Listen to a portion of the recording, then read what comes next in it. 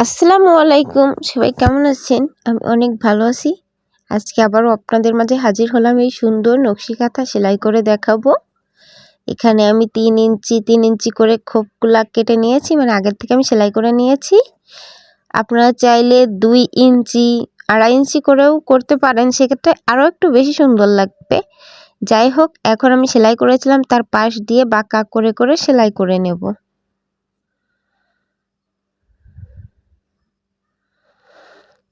আবারও আমি বাঁকা করে করে সেলাই করে নিচ্ছি।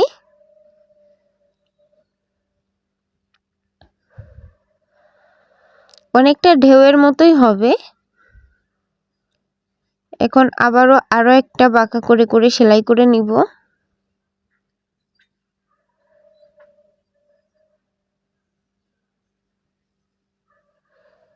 আমি এই যে খোপগুলা আগের থেকে সেলাই করে নিয়েছি, এটা শুধুমাত্র ভিডিও বড় হয়ে যায় সেজন্য আগে থেকেই সেলাই করে নিয়েছি। আপনারা ঠিক সেম এভাবে আগের থেকে খোপগুলা সেলাই করে নেবেন, যেটা আমি দেখাতে পারলাম না, এর জন্য দুঃখিত। এখন এই সাইডেরটা একইভাবে সেলাই করে নিব। এখন আড়াআড়িভাবে সেলাই করব। দেখতে পাচ্ছেন আমি কাঁথা সবসময় একটু বাঁকা করতেছি, আবার সোজা করতেছি, ঠিক সেম এইভাবে ঘোরাইলেই আপনারাও পেরে যাবেন। এটা খুব সহজ সেলাই করা। এই কাঁথাটাতে আমি 2 পর্দা কাপড় ব্যবহার করেছি। আপনারা 3 পর্দা ব্যবহার করতে পারেন যদি পুরু আপনারা পছন্দ করেন, কিন্তু এই কাঁথাটা সেলাই করার পর এমনিতেই অনেক পুরু হয়ে যাবে। আর এখানে আমি 2 গুণ সুতা ব্যবহার করছি, ববিনে মাত্র 1 গুণ সুতা ব্যবহার করছি।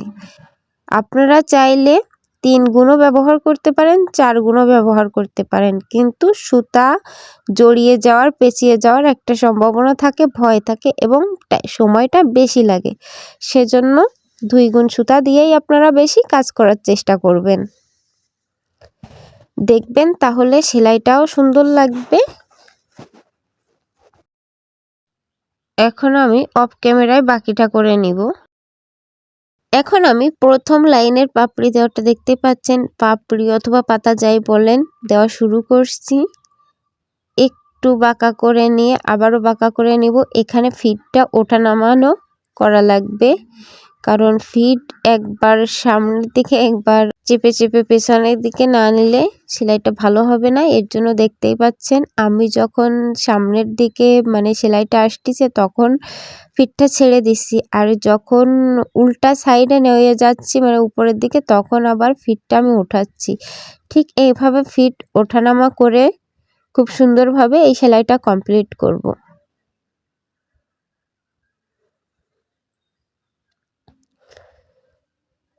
বেশি টাইম লাগবে না, কিন্তু প্রথম একটু প্র্যাকটিস করা বেশি লাগবে। তারপর একটা সময় সব ঠিক হয়ে যাবে, ইজি হয়ে যাবে সেলাই করা। এই কাঁথাটা সেলাই করার পর অনেক সুন্দর লাগবে, আমার এখনই মনে হচ্ছে। আপনাদের যদি এই নকশি কাঁথার ভিডিওগুলো ভালো লাগে অবশ্যই কমেন্ট করবেন, তাহলে আমি আরও নতুন নতুন ভিডিও খুব দ্রুতই করার চেষ্টা করব। এখন আবারও ফিট ওঠালাম, আবার নামিয়ে দিলাম, এখন আবারও উঠাই নিলাম ফিটটা, আবার নামিয়ে দিছি, আবারও উঠাই নিয়ে আবার নামিয়ে দিতে হবে। ঠিক এইভাবে সবসময় ফুলগুলা কমপ্লিট করতে হবে। এই কাঁথাটাতে বেশি ফিটটা ওঠানো নামানোর কাজটাই বেশি করা হয়েছে, কারণ যে কোনো ডিজাইনের ফুল করতে গেলে ফিটটা ওঠানো নামানো লাগবেই। এটাকে অনেকেই ঝামেলা মনে করেন, কিন্তু 1-2 বার বললাম না, প্র্যাকটিস করলেই ইজি হয়ে যাবে। তখন দেখবেন আমার থেকেও অনেক সুন্দর করে নকশি কাঁথাগুলো সেলাই করতে পারবেন। আর আমি একটু তাড়াহুড়া করেই করছি, কারণ আমার হচ্ছে সবগুলা বেশি অর্ডারি কাজ। শীতের সিজন আসলে আমার বেবি নকশি কাঁথার অর্ডার পড়ে বেশি, কারণ আমার কাছে মনে হয় তখন আরও বাবু হয় বেশি, এর জন্য।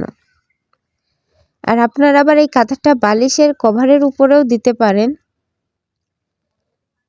যেহেতু আগের কালে মহিলারা গ্রামের তারা এগুলা কিন্তু বালিশের উপরে দিয়েও ব্যবহার করতো, দেখতাম অনেক সুন্দর সুন্দর ডিজাইন করে। কিন্তু সেটা হয়তো সাধারণ সেলাই মেশিন দিয়ে না, হাতে সেলাই করা। সেক্ষেত্রে বালিশের কভার হিসেবেও ব্যবহার করতে পারেন, বড় বড় নকশি কাঁথাও সেলাই করতে পারেন, আর বেবি কাঁথা তো করাই যায়।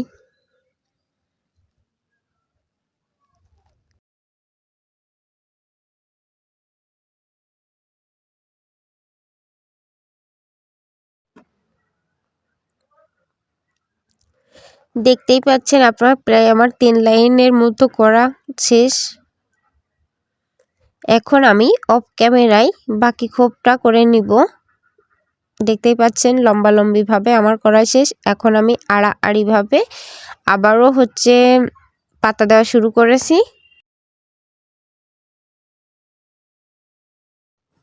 আমার যে সকল ভাই ও বোনেরা এখনও আমার ইউটিউব চ্যানেলটি সাবস্ক্রাইব করেননি, অবশ্যই আমার এই ছোট্ট ইউটিউব চ্যানেলটি সাবস্ক্রাইব করবেন আর লাইক কমেন্ট অবশ্যই করবেন। আর যারা আমার ইউটিউব চ্যানেলটি নতুন দেখছেন, যে সকল আপু এবং ভাইয়েরা, তারাও আমার চ্যানেলটি সাবস্ক্রাইব করবেন, লাইক কমেন্ট করবেন এবং আমার এই ইউটিউব চ্যানেলটি ঘুরে আসার অনুরোধ রইল। অবশ্যই কোনো না কোনো ভিডিও দেখে উপকৃত হবেন, কারণ আমি অনেক রকমের ভিডিও আমার এই ইউটিউব চ্যানেলে আপলোড করি।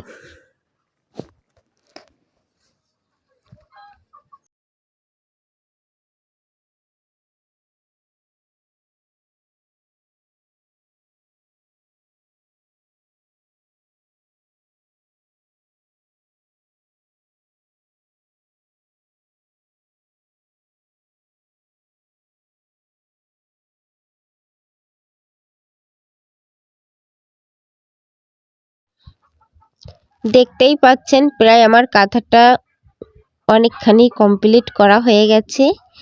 এই বেবি নকশি কাঁথাগুলা করতে 1 ঘন্টার মতো সময় লাগতে পারে এবং যারা নতুন তাদের হয়তো 1-1.5 ঘন্টা সময় লেগেও যেতে পারে, আবার 2 ঘন্টাও লেগে যেতে পারে।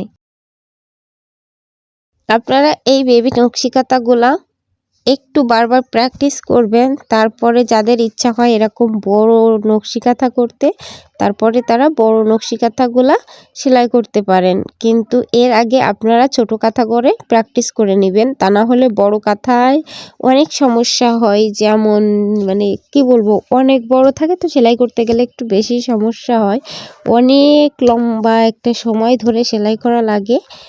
এর জন্য আপনারা আগে এরকম ছোট ছোট বেবি নকশি কাঁথা করে তারপরে গিয়ে বড় কাঁথা সেলাই করা শুরু করবেন।